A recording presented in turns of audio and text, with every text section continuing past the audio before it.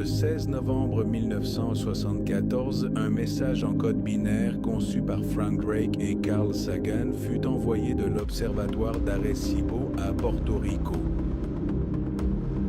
Ce message visait à être reçu et décodé par des intelligences extraterrestres ayant une technologie égale ou supérieure à la nôtre. Il était dirigé vers la constellation d'Hercule, près du bord de la Voie lactée, à environ 25 000 années-lumière. Il décrivait notre position dans le système solaire, nos bases en maths et sciences, notre ADN, notre taille, la population terrestre et le radiotélescope d'Arecibo.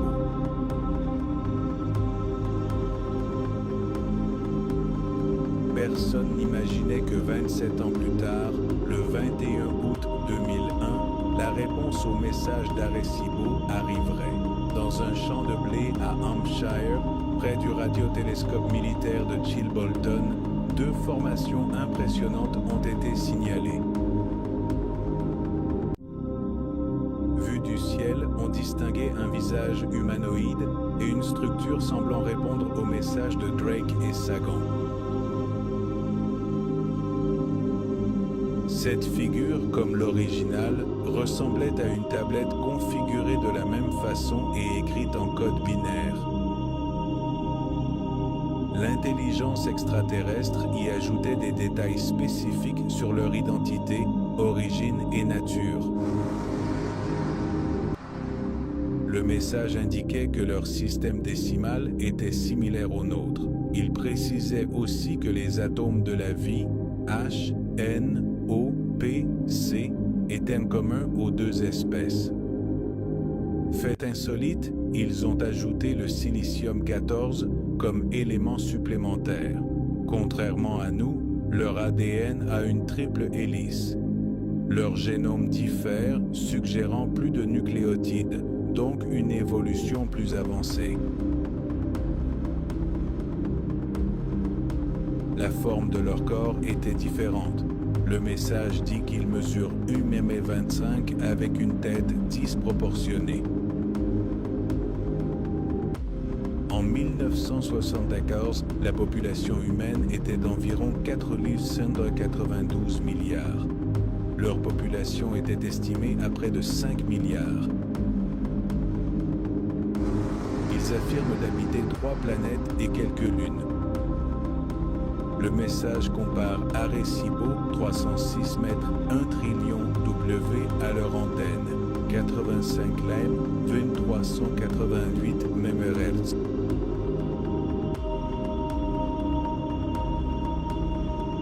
Curieusement, l'étude de la sphère de Buga a révélé un détail singulier, peut-être une simple coïncidence.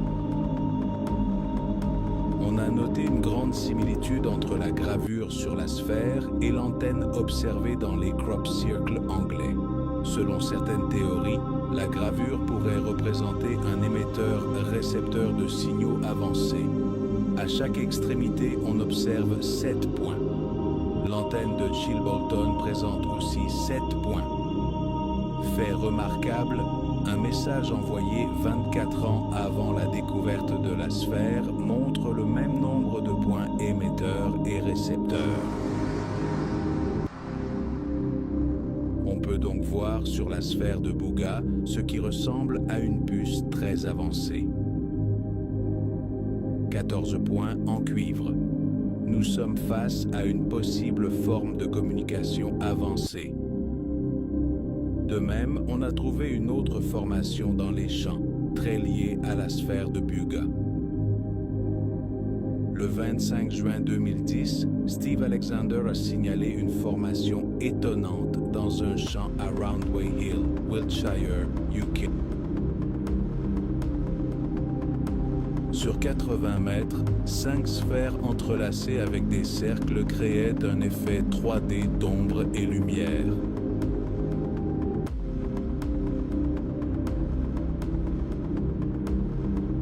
Au centre, un cercle avec un point projetait 5 lignes vers l'intérieur des sphères. Ces antennes étaient entourées de points plus petits. La formation était bordée de motifs rappelant ceux des cultures précolombiennes.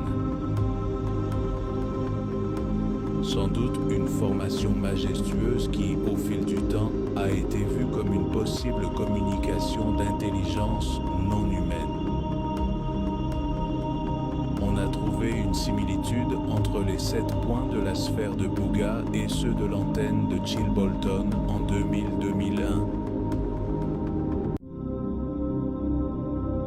En superposant Roundway Hill sur la sphère de Bouga, les détails coïncidaient étonnamment. L'architecte Josué Hernandez, expert en animation, a réalisé cette composition. L'intégration des deux configurations est vraiment surprenante.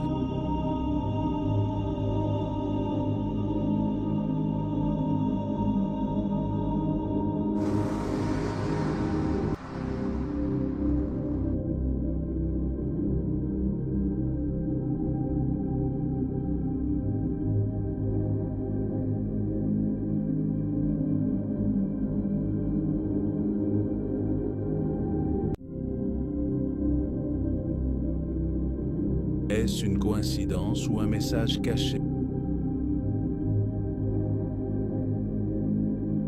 Tirez vos propres conclusions.